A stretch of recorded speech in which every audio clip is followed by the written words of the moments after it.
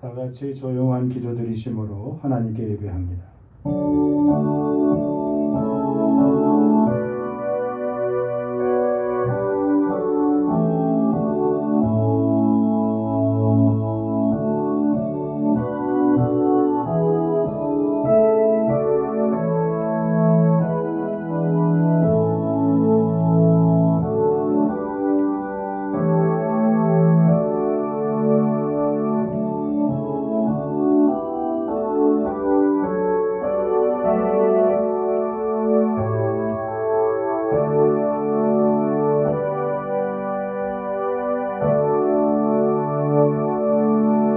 이 날은 여호와께서 정하신 것이라. 이 날에 우리가 즐거워하고 기뻐하리로다. 여호와의 이름으로 오는 자가 복이 있으며 우리가 여호와의 집에서 너희를 축복하였도다. 여호와는 하나님이시라. 주는 나의 하나님이시라. 내가 주께 감사하리이다. 주는 나의 하나님이시라. 내가 주를 높이리이다. 살아계신 아버지 하나님, 하나님의 말씀을 지키고 전심으로 하나님을 구하는 저희의 예배를 기쁘게 받아 주시옵소서. 예수님의 보혈의 공로 의지하여 이 시간도 주님 앞에 나와 예배하오니 저희들의 모든 죄악을 물과 같이 깨끗이 씻겨 주시옵소서. 주의 말씀의 도를 우리에게 자세하고 친절히 가르쳐 주시사 잘 알아듣게 주님 말씀해 주시옵소서. 예배의 처음과 마침을 주의 손에 부탁드리옵고 예수님의 거룩하신 이름 받들어 간절히 기도하옵나이다. 아멘.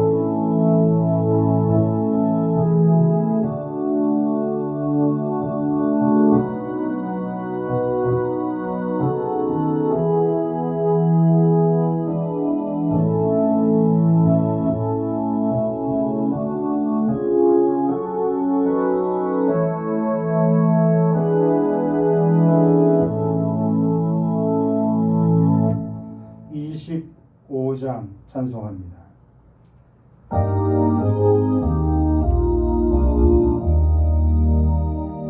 멸류관 벗어서 주 앞에 들이세 천천석이 분노해가 문간에 퍼지네 레오나게 여서 주 찬송하여라 온 백성 제립 속하신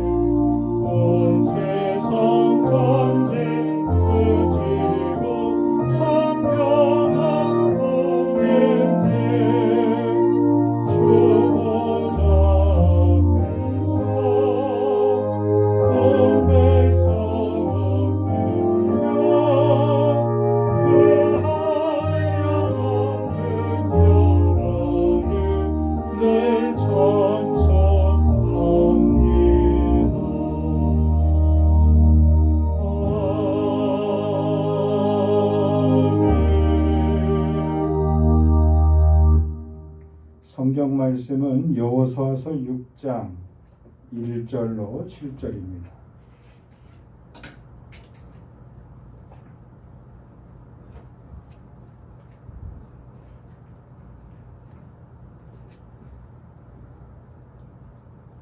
이스라엘 자손들로 말미암아 여리고는 굳게 닫혔고 출입하는 자가 없더라.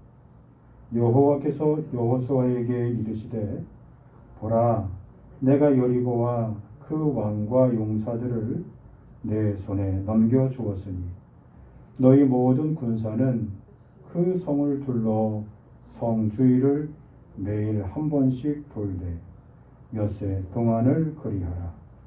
제사장 일곱은 일곱 양각 나팔을 잡고 언약궤 앞에서 나아갈 것이요 일곱째 날에는 그 성을 7번 돌며 그 제사장들은 나팔을 불 것이며 제사장들이 양각 나팔을 길게 불어 그 나팔 소리가 너희에게 들릴 때에는 백성은 다 큰 소리로 외쳐 부를 것이라. 그리하면 그 성벽이 무너져 내리리니 백성은 각기 앞으로 올라갈지니라 하시매 눈의 아들 여호수아가 제사장들을 불러 그들에게 이르되 너희는 언약궤를 메고 제사장 7은 양각 나팔 7을 잡고 여호와의 궤 앞에서 나아가라 하고 또 백성에게 이르되 나아가서 그 성을 돌되 무장한 자들이 여호와의 궤 앞에서 나아갈지니라 하니라. 아멘.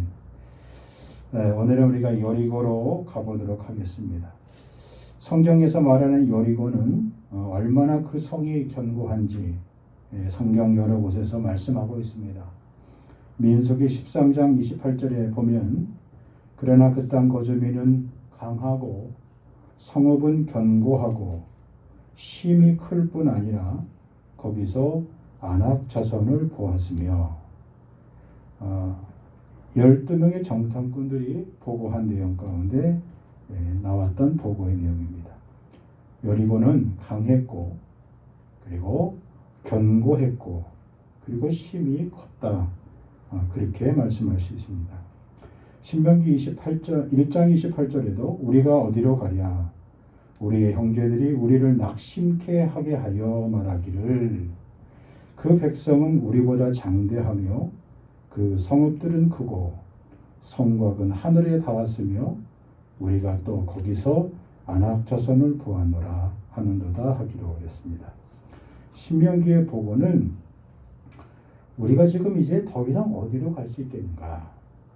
우리의 형제들이 우리를 낙심케 하는 말을 지금 우리가 듣고 있다는 거예요.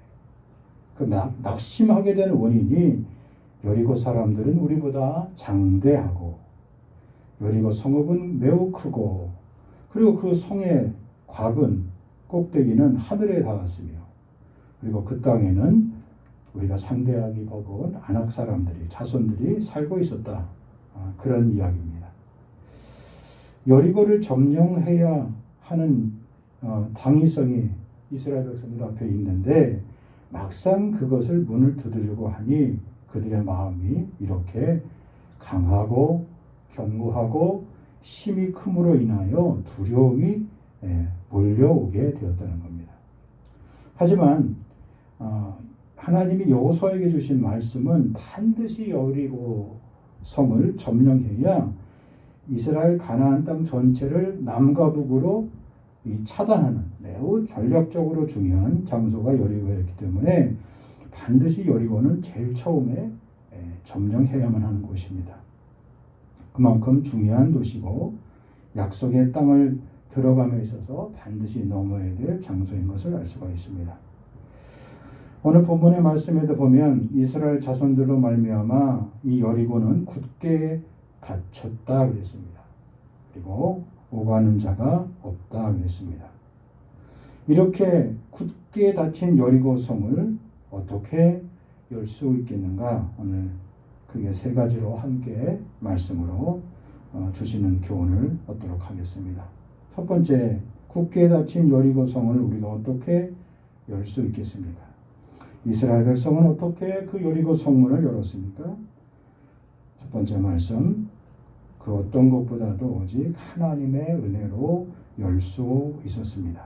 오늘 2절 말씀해 보니까 여호와께서 여호수아에게 이르시되 보라 내가 여리고와 다음 그 왕과 용사들을 내 손에 넘겨 주었으니 그랬어요. 여기 다른 성경에 보면은 어떻게 표현되고 있냐면 내가 여리고를 내 손에 내 편에 이렇게 손바닥에 이렇게 갖다 줬다는 거예요. 마치 어떤 물건을 아이에게 부모가 이렇게 떨어뜨리지 말라고 손에 꽉 쥐어주듯이 하나님이 이 견고하고 그리고 크고 강한 여리고성을 이스라엘 백성의 삶의 손 자리에 그들의 손편에 그들의 인편에 이렇게 쥐어주셨다는 겁니다. 그래서 하나님의 은혜로 그 성벽의 문이 열려지게 되었다는 겁니다. 백성이 싸워 점령해서 하나님이 얻게 하신다는 것이 아니라 여리고 성과의 전투 이전에 하나님이 이미 여리고를 너의 손에 넘겨주셨다. 그렇게 말씀하신 겁니다. 누가요? 하나님께서. 내가 그렇게 하셨다는 겁니다. 창세기 13장 말씀에 보면 이 약속의 제일 첫 번째는 하나님이 아브라함에게 주셨습니다. 보이는 땅을 내가 너와 내 자손에게 주리니 영원히 이르리라. 하나님이 아브라함에게 주신 말씀이에요. 또 하란 땅을 떠나는 야곱에게 하나님이 베델에서 주신 약속의 말씀입니다. 내가 누워 있는 땅을 내가 너와 내 자손에게 주리니 말씀하셨습니다. 또 출애굽을 이끌었던 모세에게 출애굽기 3장에 주신 말씀이에요. 내가 내게 젖과 꿀이 흐르는 땅을 주리라 말씀하셨습니다. 또 여호수아에게 내가 모세에게 말한 바와 같이 너희 발바닥으로 밟는 곳은 모두 내가 너희에게 주었노니 라고 약속하셨습니다.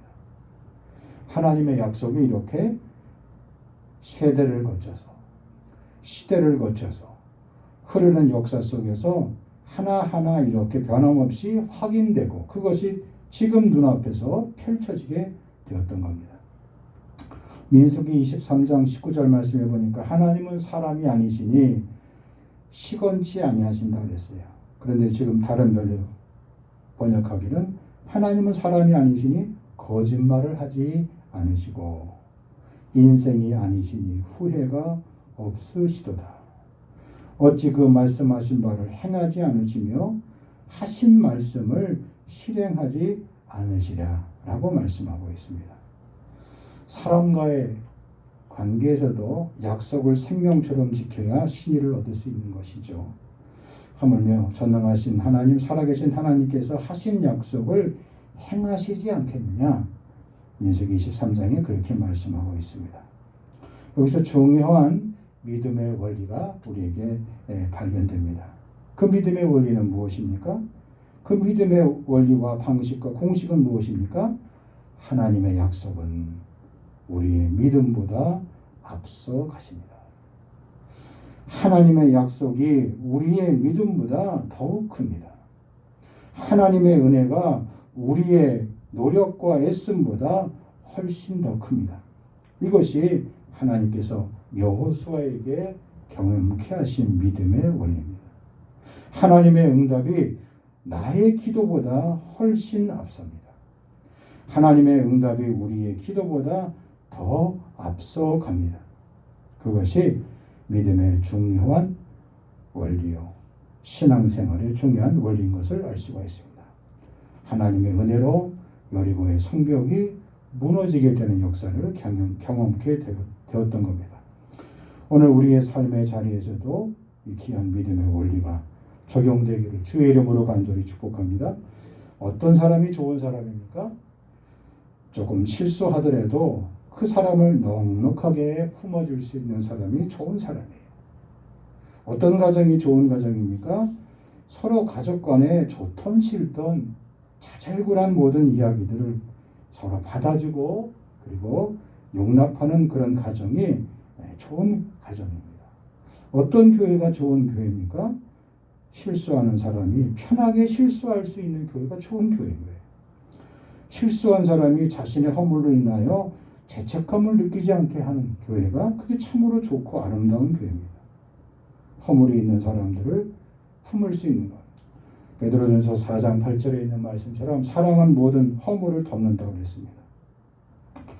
성도 간에 또 성도와 목회자 간에 서로의 실수와 허물을 인정하고 잘 덮어줄 수 있는 그런 교회가 아름다운 교회, 그리고 하나님의 은혜가 흐르는 교회임을 잊지 말아야 합니다.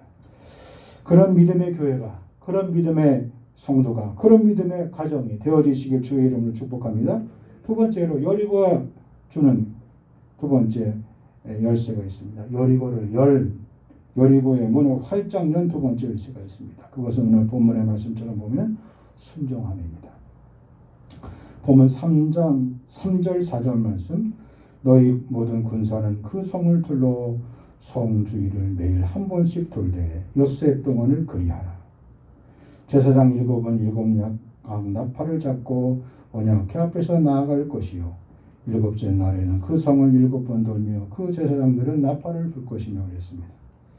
자, 여기 이 하나님이 여호수아를 통하여 이스라엘 백성들에게 주신 이 명령이 있는데, 여리고의 문을 여는 명령이 있는데 우리 생각에, 우리의 이성으로 판단해보면 전혀 이해가 안 돼요. 만약에 이 모든 군사들이 여리고 성을 도는데 화살을 쏘거나 돌을 던지거나 아니면은 사다리를 성벽에 대놓고 기어오르는 것도 아니고 성을 아무런 말도 없이 입을 다물고 성을 돈다면 이거는 완전히 화살발이죠. 여리고성 사람의 입장에서 봤을 때는 이거는 그냥 싸워보지도 않고 이스라엘 군대를 진멸할 수 있는 절호의 찬스예요. 세상에 군사작전이, 이런 군사작전이 어디 있을 수 있겠어요. 그런데 이 우리의 의문을 풀 수 있는 열쇠가 있어요. 앞에 여호수아 2장에 가면 똑같이 여호수아가 정탐꾼을 여리고성에 보냅니다. 이 정탐꾼이 갔는데 정탐꾼이 왔다는 소식을 알고 여리고성 내에 군사들이 이 정탐꾼을 찾아내려고 발칵 뒤집었어요. 근데 이 정탐꾼이 숨을 데가 없는데 유일하게 어디에 숨게 되었냐면 성곽 주변에 있는 기생 라합의 집에 들어가서 숨게 되어 있습니다. 숨겨줄 데가 없으니까 이 기생 라합이 이 정탐꾼들을 3대 밑에, 산밭 이렇게 대를 놓은 그 밑에다가 숨겨져요. 그리고 난 다음에 군사들이 도망가게 됩니다. 그리고 난 다음에 이 라합과 언약을 맺습니다. 그런데 먼저 라합이 뭐라고 얘기하고 있냐면, 우리는 당신들이 이 요단을 건너오면서 여기까지 오면서 한 모든 일에 대해서 다 듣고 있었다고 그랬어요. 무슨 얘기를 들었습니까? 그랬더니 라합이 이렇게 말합니다. 당신들이 우리의 족속들을, 가나안 족속들을 점령할 때에 하나님의 도우심으로 그렇게 쉽게 점령하는 소식을 듣고, 거기 성경에 보면 뭐라고 기록되어 있냐면 우리의 간담이 녹았다고 했어요. 그러니까 생각을 해보세요. 이스라엘 백성들은, 이스라엘 군대의 군사들은 전혀 생각하지 못한 상황이 지금 여리고 성 내 안에서 소문이 돌기 시작한 거예요. 어떤 소문이 돌았습니까? 곧 이 성은 망한다. 곧 여리고 성은 무너진다. 그 소식을 라합이라는 여인도 알게 되었고, 라합이 이 성이 무너질 경우에 반드시 나와 내 가족들을 살려달라고 이 정탐꾼에게 약조를 요구합니다. 그래서 그 라합의 집 문 위에, 정탐꾼을 내려주었던 그 문 위에 붉은 줄로, 붉은 천으로 표시를 서로 약속을 해요. 그래서 여리고가 무너지게 될 경우에 다른 것들은 다 죽이고 노력하고 하게 되지만 이 라합의 집과 가족들과 그 재산만큼은 절대 손대지 않기로 그렇게 약조를 하게 됩니다. 그러니까 여기 본문 말씀에서 순종의 키를 가지고 매일같이 한 번씩 성을 돌며 침묵하며 제사장들 7이 난강 나팔을 잡고 언약궤 앞에 나아가며 그리고 맨 마지막 7째 날에는 성을 7번 돌며 나팔을 부는 이런 일련의 행위들은 사실은 말씀에 순종하고 도는 순간에는 백성들이 두려움 가운데 떨었어요. 이러다가 화살을 맞지 않나, 이러다가 뜨거운 기름을 부으면 기름에 데워 죽지 않나, 돌을 던지면 돌에 맞아 죽지 않나. 그러나 이미 하나님이 그 성에 있는 사람들로 하여금 두려움과 공포 속에 그들이 감히 이스라엘 군대를 건드리지 못하도록 하나님이 이미 그 내부적으로 여리고 사람들의 마음에 두려움과 공포의 마음을 심어놓은 것이죠. 우리가 믿음으로 기도할 때도 마찬가지입니다. 믿음의 열쇠를 가지고 하나님의 말씀에 순종할 때도 마찬가지입니다. 그래서 성을 하루에 한 번씩 돌고 마지막 날에는 7바퀴를 돌고 그리고 크게 나팔을 불게 하셨습니다. 하나님의 입장에서는 여리고가 무너져 내리는 것, 그것은 전적으로 이스라엘 백성들이 말씀에 순종하느냐 순종하지 않느냐 그 여부에 달려있는 것을 알 수 있습니다. 결과적으로 여리고는 서서히 무너지는 것이 아니라 단번에 무너지게 된다는 사실을 여기서 말씀해 주고 있습니다.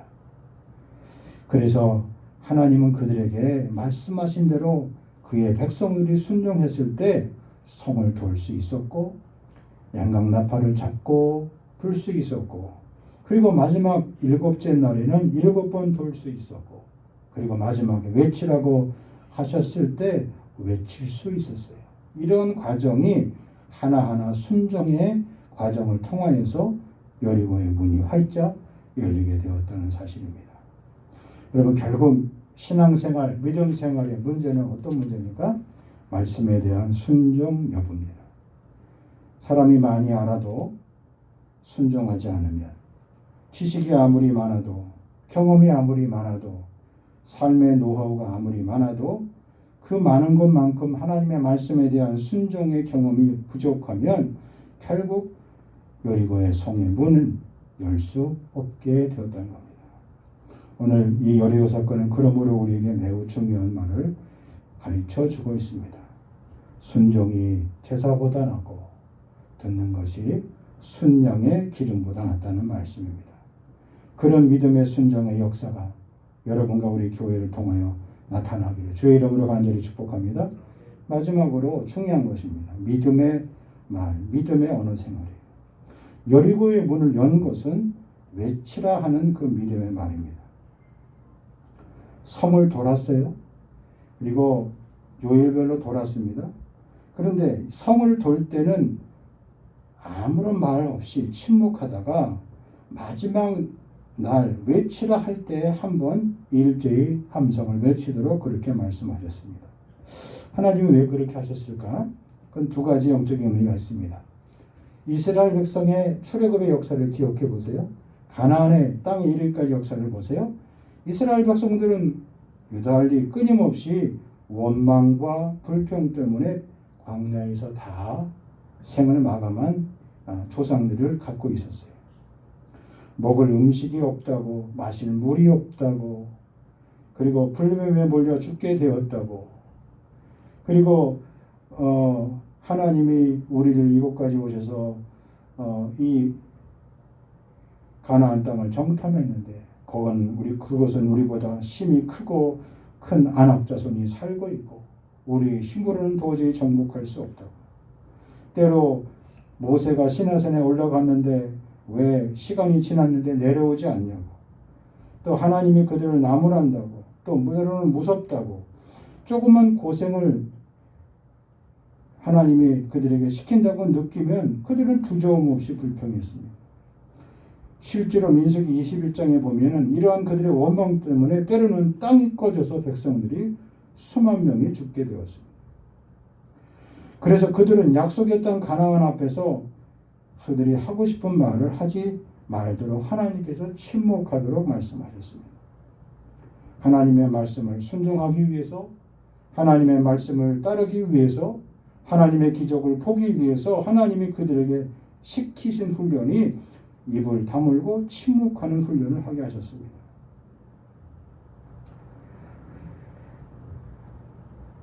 철학자의 말처럼 성경을 보면 하나님께서 말씀을 중단하셨을 때가 있다. 언제 말씀을 중단하셨느냐? 그의 백성이 원망할 때입니다. 원망하는 백성의 입이 닫혀지기 전까지 하나님은 그 어떤 말씀도 하지 않으셨고 아무런 일도 하지 않으셨다. 라고 그런 말을 했습니다. 하나님이 아무것도 하시지 않았다는 표현이 아니라 하나님은 그의 백성이 원망하고 불평할 때는 절대 아무런 일을 하시지 않는 것처럼 그렇게 여겨지게 된다는 겁니다. 오늘날 유명한 그 영상가인 헨리 나우어라는 사람이 침묵에 대해서 이런 말을 했습니다. 침묵은 단순히 입을 다무는 게 아니라 침묵은 하나님께로부터 비로소 말하는 법을 배우는 것이다 그랬어요. 내가 하나님의 음성을 듣고자 기도할 때, 하나님의 말씀을 배우고자 듣고자 기도할 때, 내 입을 담고 있을 때 하나님은 나에게 세미하게, 자세하게, 분명하게, 똑똑하게 말씀하셨습니다. 또 그 말씀을 우리에게 가르쳐 주십니다. 여호수아 6장 20절에 보니까 이에 백성은 외치고 제사장들은 나팔을 불매 백성이 나팔 소리를 들을 때에 크게 소리질러 이르니 성벽이 무너져 내린지라. 백성이 각기 앞으로 나아가 그 성에 들어가서 그 성을 점령하고 침묵하며 성을 돌다가 마침내 외치라 하는 그 소리에 함성을 질렀더니 그들 인생에 도저히 믿겨지지 않는 일이 벌어지게 된 것이죠. 그렇게 육정하고 견고하던 성문이 힘없이, 그렇게 견고하던 성읍이 한순간에 무너져 내렸습니다. 오늘 우리 인생의 삶에 아직도 열려지지 않는 여리고와 같은 견고한 성이 있습니까? 그 성을 열기 위해서 우리가 땅을 파고 측량하고 기계를 준비하고 또 여러 사람을 동원하고 이 방법 저 방법 써봤지만 아직도 그 견고한 내 자신의 여리고 문이 열리지 않는다면 오늘 하나님이 주신 말씀 앞에서 다시 한번 말씀에 도전을 받고 그 문을 다시 열어보시기 바랍니다. 하나님의 은혜를 구하고 살고 계십니까? 오직 하나님의 약속을 믿고 순종하며 살고 계십니까? 그리고 그 무엇보다도 하나님의 주신 귀한 복된 말씀에 힘입어 하나님이 주신 언어로 내 삶을 표현하고 있습니다. 매우 중요한 겁니다.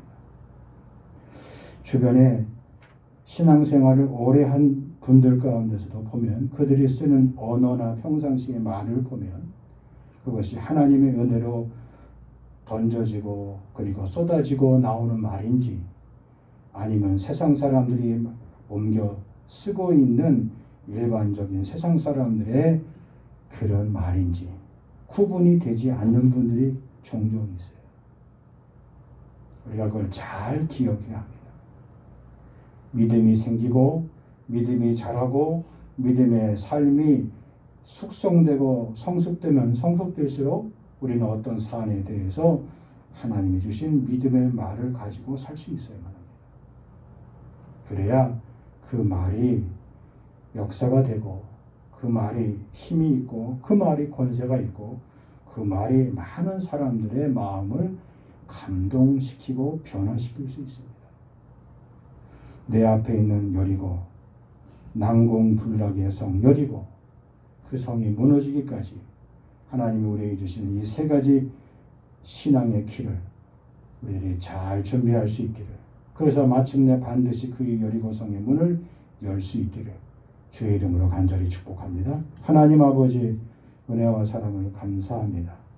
우리 앞에 닫힌 굳게 닫힌 여리고 성의 문을 주님 하나님의 은혜로 그리고 순종함으로 그리고 믿음의 말로 열고 무너뜨리게 하옵소서. 예수님의 거룩하신 이름 받들어 간절히 기도하옵나이다. 아멘. 524장 찬송합니다.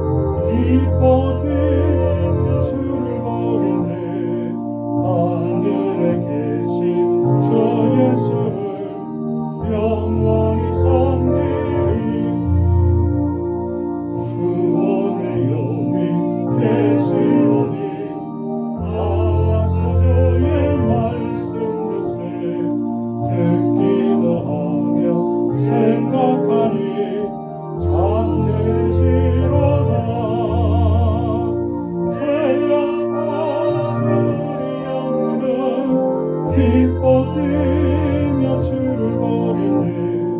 하늘에 계신 주 예수를 영원히 섬기리. 하나님 아버지 은혜를 감사합니다. 오늘도 예배하며 귀한 물질을 드립니다. 시벨과 감사와 선교와 주를 예물로 드립니다. 받으시며 생애를 받으시며 저들의 삶의 여리고와 같은 굳게 닫힌 문들이 활짝 열리며 무너져 내릴 수 있는 축복의 씨앗과 믿음의 아버지 하나님 씨앗 되게 하여 주옵소서. 이제는 부활이여 생명 되신 주 예수 그리스도의 은혜와 아버지 하나님의 그거 넓으신 사랑하심과 성령의 위로와 교통케 하심이 오늘도 하나님 편에 예배하는 심령 위에 생애 위에 가정 위에 인생 위에 사업장 위에 저들의 삶의 장래 계획 위에 세우신 교회 위에 길이 함께하여 주시옵기만을 간절히 축원하옵나이다. 아멘.